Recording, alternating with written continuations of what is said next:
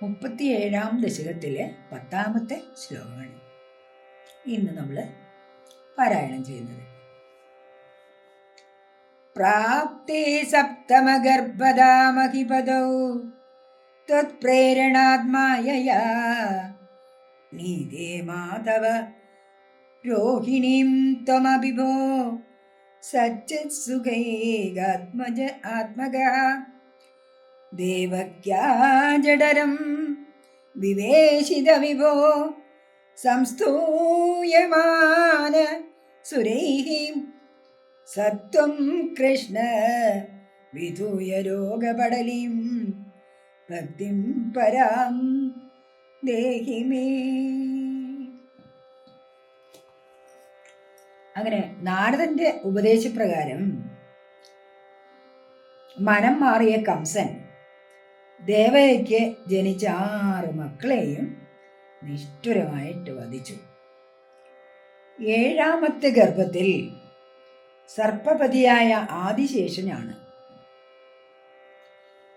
അവതരിച്ചത്. ഈശ്വരേച്ഛ നിമിത്തം യോഗമായ മായാദേവി ആ ശിശുവിനെ വസുദേവരുടെ മറ്റൊരു ഭാര്യയായ രോഹിണിയുടെ ഗർഭത്തിലേക്ക് മാറ്റി. പിന്നീട് സച്ചിദാനന്ദ സ്വരൂപനായ വിഷ്ണു ഭഗവാൻ ലോകാനുഗ്രഹത്തിനായി 8-ാമനായി ദേവകിയുടെ ഗർഭത്തിൽ പ്രവേശിച്ചു.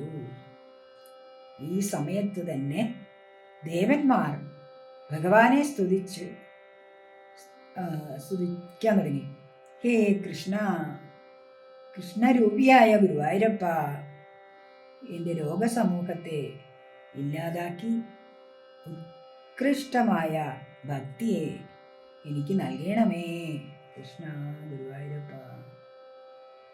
മേൽപ്പത്തൂരിനോടൊപ്പം നമുക്കും ഓരോ ദശകത്തിൻ്റെയും അവസാനം ഇത് പ്രാർത്ഥിക്കുന്നത് കൊണ്ട് നമ്മുടെ ലൗകികമായിട്ടുള്ള എല്ലാ ദുഃഖങ്ങളും നശിക്കും എന്ന് തന്നെ നമുക്ക് പ്രാർത്ഥിക്കാം, നമുക്ക് ആശിക്കാം. കൃഷ്ണ ഗുരുവായൂരപ്പ.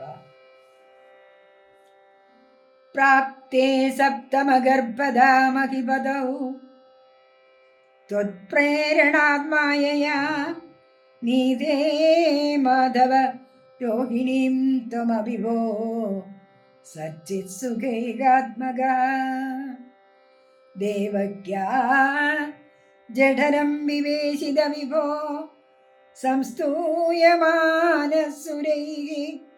സത്വം കൃഷ്ണ വിധൂയ രോഗപടലീം ഭക്തിം പരാം ദേഹി മേ.